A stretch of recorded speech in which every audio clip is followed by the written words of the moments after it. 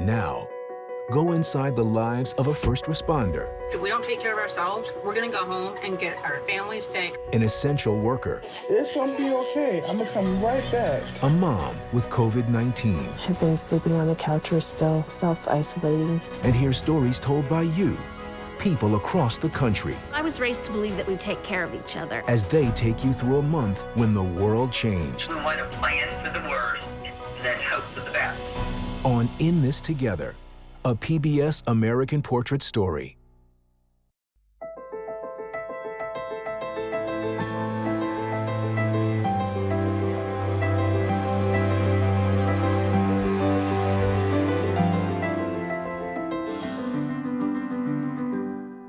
PBS American Portrait is a platform where people can go to Share their stories about their lives. There's a whole great list of prompts to get you started. I was raised to believe a day's work is. I took a risk when I was 18 and joined the Marine Corps. When I decided to accept my authentic self. And it's been an amazing journey ever since.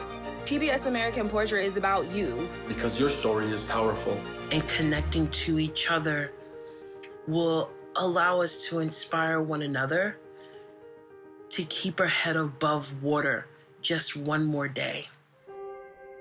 I never expected to miss high school so much. I thought we were only going to be out for a few days. I never expected to just come to a grinding halt. Stuck in the house. Living in solitude. Because of you know what. I never expected to have to communicate with my grandmother, my next door neighbor, by yelling through a window in my bedroom. That hugging my loved ones and telling them I love them face to face would become a dream for me. Come on.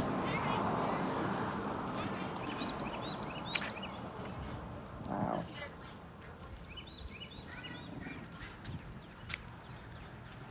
COVID-19's a myth. Apparently, somebody thinks COVID-19's a myth right next door. So, I mean, wow.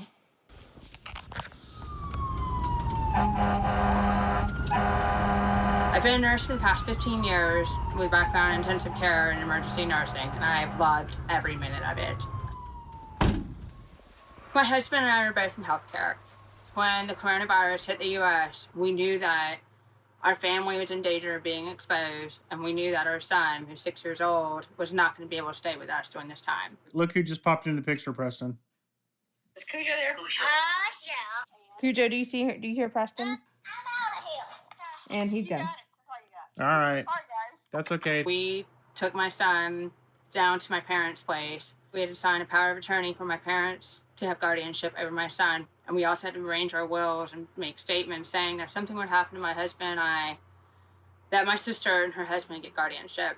We actually sat them down and discussed, hey, will you please take care of my son if something were to happen to us? I never thought I'd have to do this in my lifetime. I have survived working Ebola, H1N1. This is the first time that I'm actually scared. Everybody is saying, just wait. Yeah, you haven't seen yet. It's coming. Then Preston asked when he could see mommy and daddy again. God, this sucks. How do you explain to a 6-year-old? We don't know. We don't know when you see mommy and daddy again. So it's just anxious and anxiety and nerve-wracking, not knowing. I never expected to be on the front lines of the pandemic. As a grocery store worker, I never thought that I would be considered an essential part of the workforce. Essential workers, construction industry. Transforming a state university athletic facility into a temporary hospital. We have to do our own thing and be safe. So I even hand sanitize the steering wheels. We have our Clorox wipes, which we're almost out, by the way. I hadn't realized how much my job means in terms of like what's needed in society. Delivery, it's the only opportunity for me to work. Maybe if you have some money, you're secure, but if you're like me, you didn't have nothing. Hey, son. Huh, I love you. I don't want to bring the virus home to you, okay? You are my pride and joy. Say hi, stick a butt. Say hi. Just put it in the butt. Say hi. I'm scared because I know I have a 3-month-old, a 6-year-old, and the mother of his child at my house. I'm in the car with my mother, taking me to work. How do you feel about me still going to work knowing that there is confirmed cases at my job? Well, honestly, I'm concerned. Do everything you can, prevention. So you won't break nothing. And then also, too, voice your opinion because you're very opinionated. Go ahead and say what you got to say and continue to be cautious. I want to make sure you're okay because when you're not okay. Back into work. Another day. We do not have any essential items no more. We running out of gloves. We have no hand sanitizer. We have no face masks to cover these 4,000 people's mouths. And on top of all of that, we have 2 confirmed cases. But we don't know who the people are. We don't know what department they're in, what shift they work, nothing. So I literally just received a message about another confirmed case of COVID-19. Now I have to go back into this building tomorrow, knowing that, hey, there's another additional case, another person that we don't know the shift, don't know the name, don't know the department, nothing. You got one person walking around cleaning the stations now with one bleach wipe? Yes, I have a face mask that was provided to me by my mother. My family is scared. I'm scared. But still, I have bills to pay, and sadly, I got to go into this dirty warehouse that says we're taking precautions. No, you're not. We're about to get tested. I think they just roll down your window and then they just swab you. It's scary here. It's scary. It's scary. I am a COVID-19 survivor. I know that I'm still healing. I know that I'm getting through this and I will get through it. I'm also worried about family and loved ones at home, but also for the entire Navajo Nation because this is increasingly spreading. I tested positive for COVID while pregnant with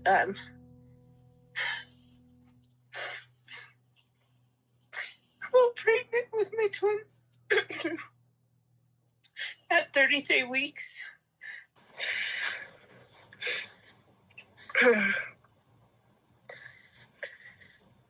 I've had my twins for a few days now. They were delivered, and it was hard because they had to intubate me, so I couldn't even see them. In order to see the babies, we'll have to take 2 more COVID tests, and they both have to come back negative. I think for me, it's just making sure, I don't want to get the baby sick. Is it going to be clean enough for them? So just getting out of the hospital right now. People are just getting sicker and sicker. But on the bright side of things, there are some people that we were able to take the intubation tube out and, we got to see them go home. In all types of darkness, there's always going to be some form of light. I never expected to be engaged and then have to be separated. We are still going ahead with our ceremony, but it's just going to be us, our pastor, and our parents. My very best friend and now my husband. You may kiss the bride. There's still magic going on right now. We are about to have our second baby amidst this pandemic. It's going to be not great in that respect, but we are still trying to find joy in bringing her home and hoping that she's healthy and I'm healthy. Happy birthday to you.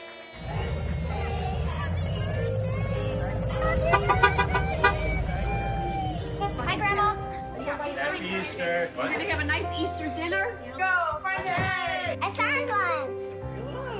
And even if I don't understand how, I know that God will guide us. Now, God has opened up other doors for us. Get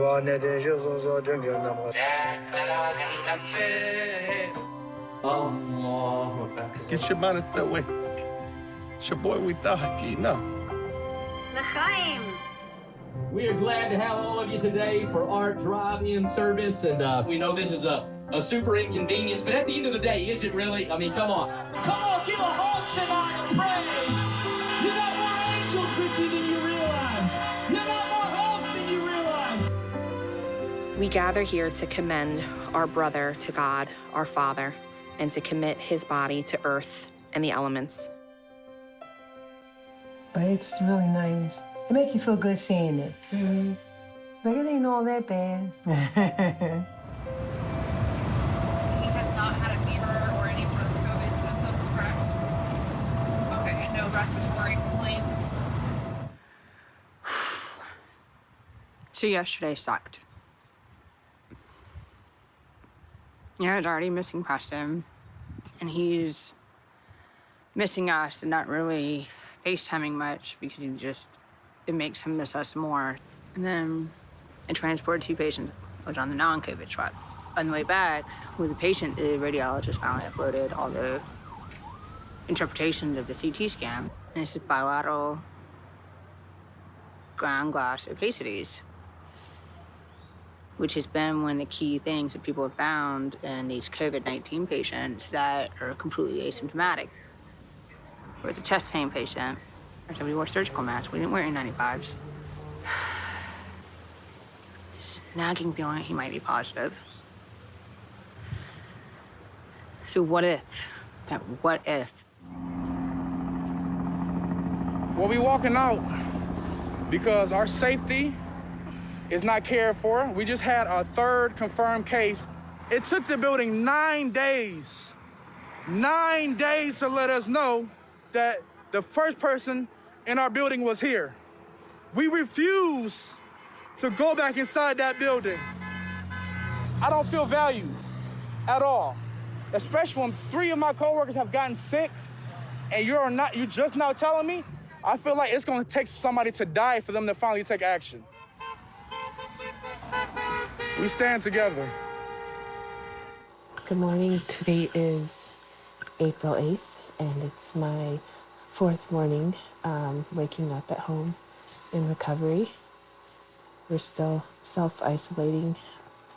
Here's my oxygen that I have to be connected to. This is it's my breast pump for when the babies come home. So we're just looking at the boys on the live stream right now. First one right here, this one is Bruce. And let's see if Cal is on his monitor. Sometimes when they're being fed, we'll get a message saying, which is this? The nurse is caring for your baby right now. It's been very surreal to give birth to babies and not be able to hold them. Like, I'm not a mom, their mom yet. Well, I was raised to believe that we take care of each other.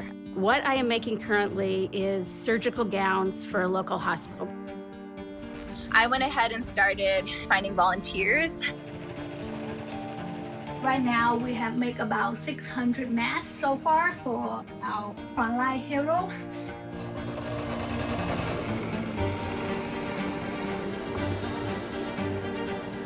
We've been busy at work printing 3D masks for people and hospitals who are in short supply. So we're out here trying to serve people and give them food that they need. So they got a lot of good food here, and they are going to be donating 180 bags of groceries or goodies. Where my church is, the COC that they do the water giveaway, the line is more than 1.5 miles to 2 miles for not just water, for food. I'm here delivering 3 frozen meals and what we call shelf-stable meals because it's probably their only source of food this weekend. But given the circumstances, I'm going to hang them here on the door. I'm all alone. The highlight really of my day is when God's love we deliver comes, brings me a wonderful meal that keeps me going. There's so much work to do. Let's keep it up, everybody. I never expected none of this. But sadly, I have to make today my last day because this COVID-19, our safety is not being taken seriously. So I decided to make this my last day because I start my trucking job next Wednesday. Yeah. Even though commercial drivers still risks of getting COVID-19, but I feel like it's less of a risk because I'm not with a large group of people, sometimes 500, 600 people per shift. The only bad thing about it is spending a lot of time away from my family, sometimes 4 weeks, 5 weeks. I don't want to miss different milestones. His first time speaking, his first time walking, his first time crawling. But will I let that scare me? No. This is a much better opportunity to put me and my family in a better position, so I'm going to do that. I'm gonna miss you. I gotta leave, Amari. I gotta leave. Love you. I lost 2 jobs in one day. I need the income. What am I going to do without that income? I don't know how I'm going to pay the bills.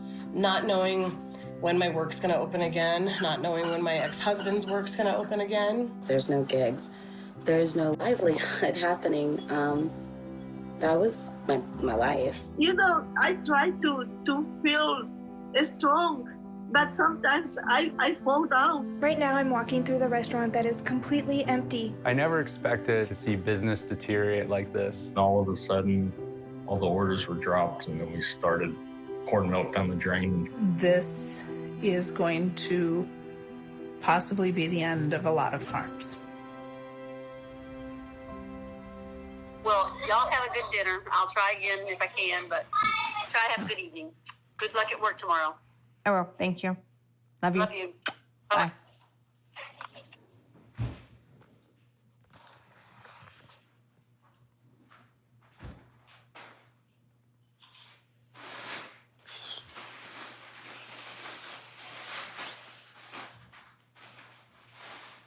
It'll get easier eventually, right? Yeah, it will. I feel like it's getting harder. As he talks to us, it will. I feel like it's getting harder and harder. Preston he's a really smart kid. He's really smart. He has a picture of the coronavirus on his picture wall. He told his mom and dad he wanted a picture of the virus. He looked at it one night and he said, I'm really worried about mommy and daddy. I said, why? He said, because I'm afraid they're going to die from the coronavirus. And then immediately he turned on around and did something else. And then a few days later, he said, Danny, I need more hugs because I'm really lonely for mommy and daddy. So I need for you to hug me more. We figured the first week would be okay. The second week would be the act up week, which it wasn't. Those last 3 days have been holy hell. He's very, very angry. And trying to remain calm was not always easy. But he's lost. He's really lost. The thing that gets me, you don't think about it till when everybody's in bed. Around 2 o'clock in the morning is when you wake up and go, did I make sure they were happy today? Did I make sure Preston felt secure? Did I tell him his mommy loves him, his daddy misses him? Did I tell him enough? Does he know this? And every time you read about another healthcare worker getting sick or dying, it's just another worry. We are more than likely going to be picking up one of our twin boys tomorrow from the NICU, and both seeing at least one of our babies for the very first time. It's a really bittersweet moment. We originally weren't going to be allowed at the hospital a couple weeks ago unless we were contagious-free for 72 hours and passed two COVID tests. Well, those haven't been available for us for over 2 weeks now. Now they're telling us without any testing and regardless of how many days we've been symptom-free, we're able to come pick up our babies. I'm glad that we get to take our babies home, but we don't know if we're still contagious. I never expected to be alone. My husband had tested positive for COVID. He lasted over a week. He didn't die until St. Patrick's Day. We're 78, and I know it sounds funny, but I thought we were going to grow old together.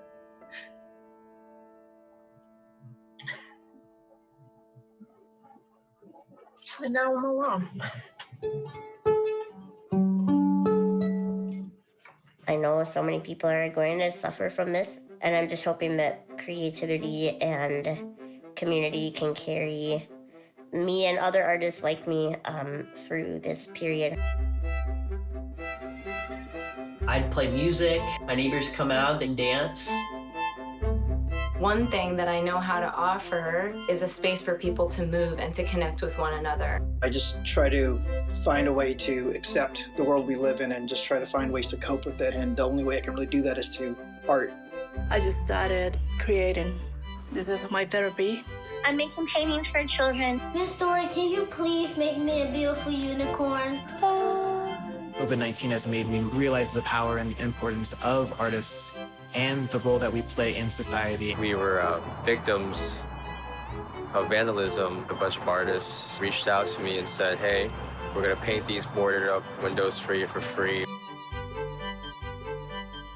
Here I am on my way to a new job. This is a new chapter in my life. I'm nervous because I've never been away from my family for this long. I'm so excited as well to start a new job, a better paying job. This is only the beginning. It goes up from here.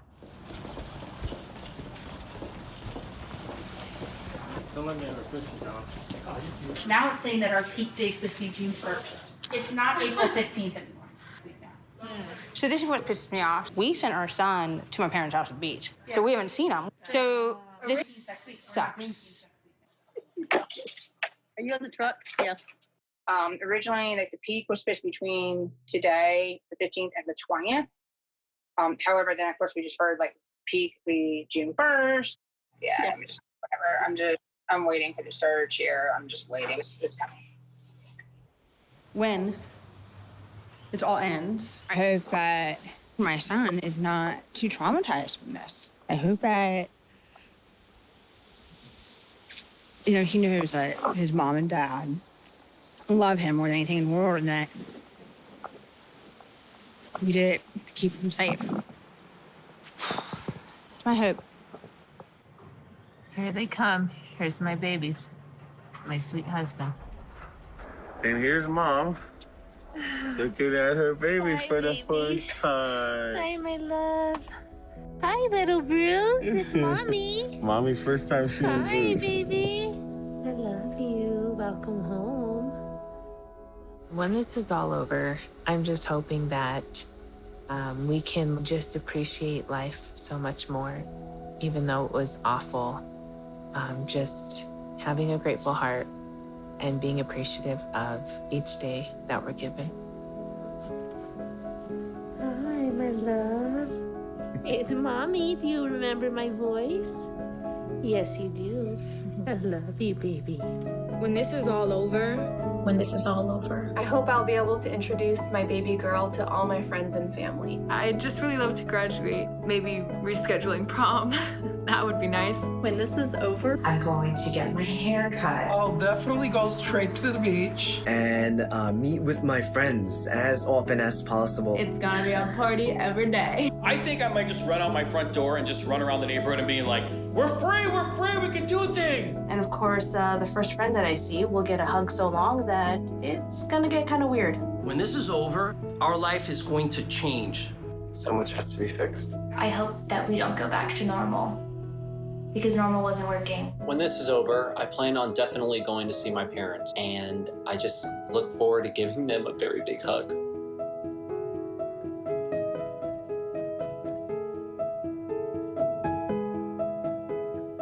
All I want to do is hug my mom. It's funny how we take things for granted when we have them. And when this thing is over, I'm not going to take things for granted anymore. When this is over, may we all understand that we experience this global pandemic together and walk into a different society where we can refresh our bonds as human beings.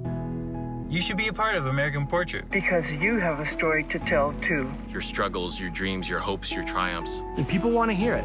Especially now. Because it may inspire and change the life of others. And the American story wouldn't be complete without your story. To join in, go to pbs.org/American Portrait. Join us and be a part of history.